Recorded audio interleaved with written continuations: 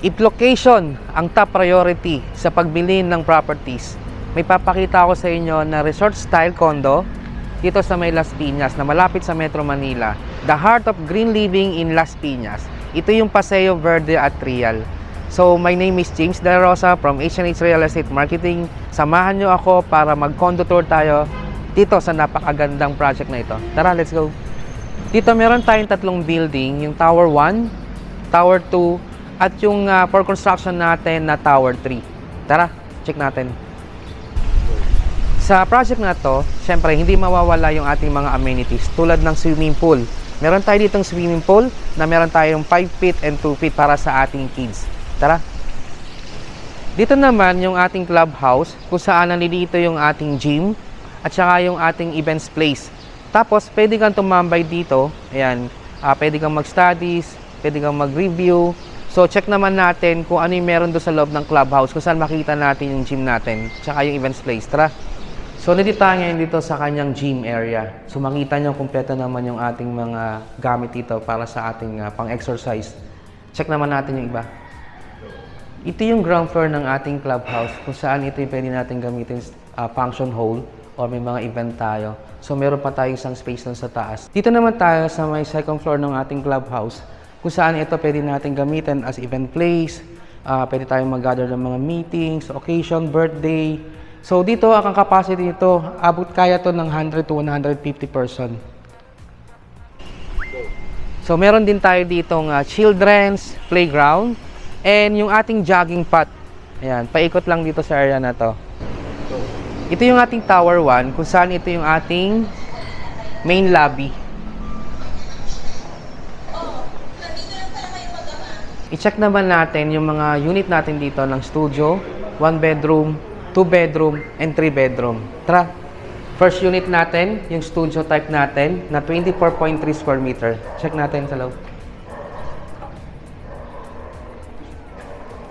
Ito yung kanyang bathroom. Ito yung kanyang pinaka-living area, and then nandito yung kanyang kitchen area. So, yung studio natin, straight lang kasi yung design. Ito, pinartition na lang niya. Ayan.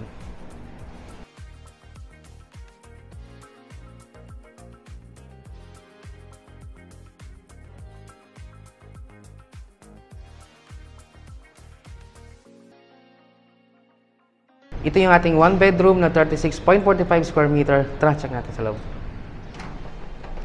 Pagpasok mo, dito yung kanyang kitchen area. Then dito sa side na to, dito yung kanyang living area.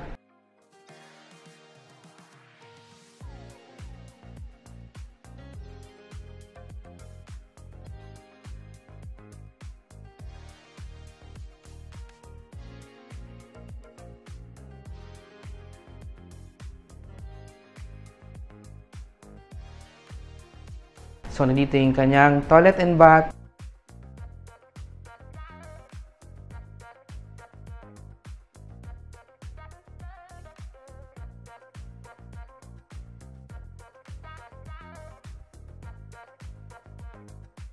So, dining area, and ito yung kanyang room. So, meron tayo ditong partition. Ayan. Malaki yung space. Ganda. Ito naman yung ating 2 bedroom na 49.33 square meter. Check natin yung loob. So, ito yung kanyang living area, dining area, kitchen area, and ito naman yung kanyang dalawang room. Bedroom 1, bedroom 2.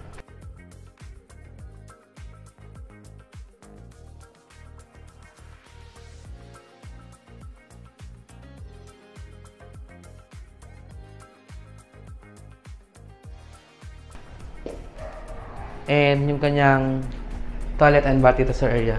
Ang luwag ng space. Ito yung ating 3 bedroom unit na 65.55 square meter. Check natin yung loob. So ito yung kanyang dining area pagpasok mo sa kanyang main entrance. So dito naman yung ating kitchen area. At dito yung ating service area o laundry area dito sa side na to. So, dito yung kanyang TV set. At dito naman yung kanyang living area. So, dito, ito yung kanyang first room. Ito sa kids room, no? Meron tayo ditong study table. Ito maganda rito, tanaw niya yung swimming pool. Ayan. Dito naman tayo sa kabilang room. Ito yung kanyang toilet and bath. And ito naman yung kanyang master bedroom. Ayan. Sa master bedroom, meron siyang sariling toilet and bath. Check nyo. Ganda. Ito yung last room niya. Pwede rin naman siyang gawing guest room or pwede rin naman siyang gawing office room o study room. So, marami pwede paggamitan. Ito yung 3 bedroom natin. Di ba? Ang ganda. So, recap lang tayo. No? Meron tayong ino-offer dito na studio unit, 1 bedroom unit, 2 bedroom unit, at saka yung 3 bedroom unit. Maganda sa project na ito kasi along C5 extension lang ito dito sa Pulang Lupa. Yung mga amenities ng project natin na ito dito, meron tayo ditong swimming pool, katulad na nakita nyo kanina sa video, meron tayong gym, yung veranda, clubhouse, function room, yung jogging path, tsaka yung walkways. At isa sa maganda sa project na ito, syempre hindi mawawala dyan yung ating mga nearby places tulad ng schools. Malapit ito sa Southville International Schools, around 3.2 kilometers lang. Yung St. Dominic College of Asia, around 2.9 kilometers. Yung University of Perpetual Health, around 4.3 kilometers yun. And then, syempre, yung STI College natin na malapit dito is 5.4 kilometer. And yung mga mall and establishment na malapit din dito sa project na to, tulad ng All Home Global South, mga 900 meters away lang yan. Yung Pure Gold, no, 1.9 kilometers away. SM Sukat, around 2.4 kilometer.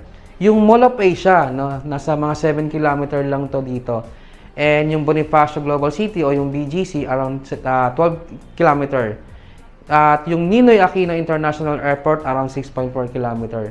So, yung hospital na malapit din dito sa project na ito, tulad ng Las Piñas General Hospital, around 400 meters lang yan. And yung Las Piñas Doctors Hospital, around 2.6 kilometer. And Perpetual Health Medical Center, 4.3 kilometers. So, yung St. Dominic natin, Medical Center, 2.6 kilometer. Siyempre, hindi mawawala yung LRT1 extension na napakalapit lang dito. No? At tapos yung ating yung Tower 3, no? Inuumpisahan na rin naman natin yan. Pero meron tayong mga available dito na mga ready for occupancy na. Maganda dito, 2.5% lang ng TCP mo, pwede ka nang lumipat. Early move-in promo nila yan. Tapos yung mga discount din, ilalagay na lang namin dito sa details namin dyan sa baba. Kung interesado kayo dito sa project na to, pwede nyo kaming makontak dyan sa number namin dyan sa baba. Iyon. So, by the way, my name is James De La Rosa from H&H Real Estate Marketing. Thank you so much sa pagsama nyo po sa akin sa pag-tour ng magandang investment na condo na to dito sa May Las Piñas. See you on my next video. Bye!